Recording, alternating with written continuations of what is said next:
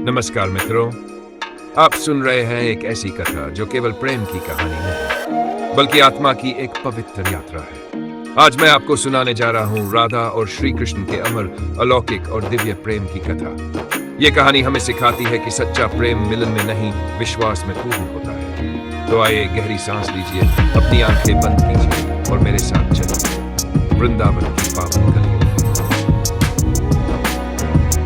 भागवत पहली झलक वृंदावन। यमुना का शांत निर्मल किनारा, कदम वृक्षों की शीतल छाया और हवाओं में घुली माखन और मिट्टी की सुगंध। बरसाना की गलियों में राधा अपनी सखियों के संग हंस रही थी।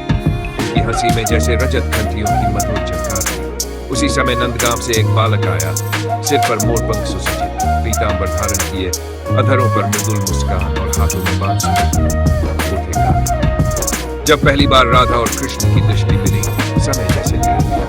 ना कोई परिचय, ना कोई शब्द, बस मौन में एक अनंत पहचान। कृष्ण की आंखों में चंचलता थी, पर उस चंचलता के पीछे गहरा अपनापन, जैसे दोनों एक दूसरे को जन्मों से जानते हो। उस दिन कोई वचन नहीं हुआ, पर हृदय में एक अमिट बंधन बन गया। भाग दू बांसुरी की पुकार, जब जब कृष्ण बांसुरी बजाते, वृंदावन की हवाएं थम जाती, पत्ते स्थिर हो जाते, पक्षी मौन हो जाते और राधा का मन स्वतः ही उनकी ओर खींच जाता। एक दिन राधा ने कोमल स्वर में पूछा, श्याम, आपकी बांसुरी में ऐसा क्या है?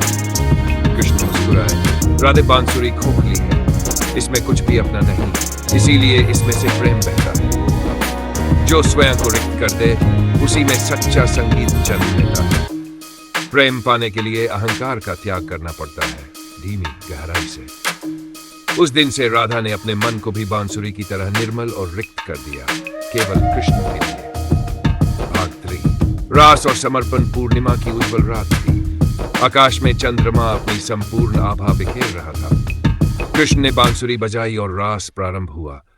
हर गोपी को प्रतीत हुआ कृष्ण केवल उसके साथ है, पर सत्य यह था, कृष्ण का हृदय केवल राधा के साथ था।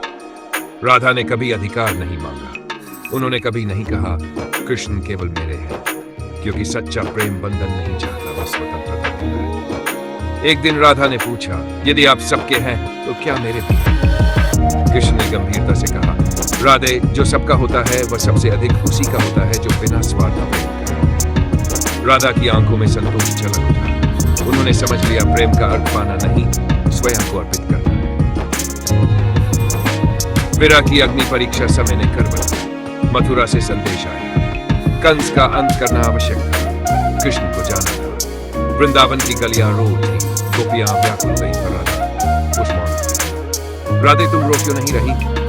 राधा ने शांत स्थिर स्वर में कहा, श्याम, जो कभी अलग हो ही नहीं सकता, उसके जाने का शोक कैसा? कृष्ण की आंखें भी सजल हो थी। उन्होंने कहा, राधे, हमारा प्रेम शरीर का नहीं, यह आत्मा का संबंध है। मैं जहां भी रहूंगा, तुम मेरे साथ रहोगी। और फिर कृष्ण मथुरा की ओर प्रस्थान कर गए। भाग 5। विरह में मिलन। कृष्ण मथुरा में थे, पर हर विजय के पश्चात आंखें बंद कर एक ही नाम लेते, राधे। उधर वृंदावन में राधा हर श्वास में कहती, श्याम। उनका विरह भक्ति बन गया, उनका दर्द संसार के लिए प्रेम का प्रकाश बन गया। धीमी गूंजती गया। उन्होंने सिखाया, सच्चा प्रेम दूरी से कम नहीं होता, वह और भी पवित्र हो जाता है। तो मित्रों, ये थी राधा और कृष्ण के अमर प्रेम की कथा। इस कहानी का सार क्या है? प्रेम अधिकार नहीं, विश्वास है। समर्पण में ही पूर्णता है। दूरी प्रेम को समाप्त नहीं करती। सच्चा प्रेम आत्मा से जुड़ा होता है। यदि यह कथा आपके हृदय को स्पर्श कर गई हो,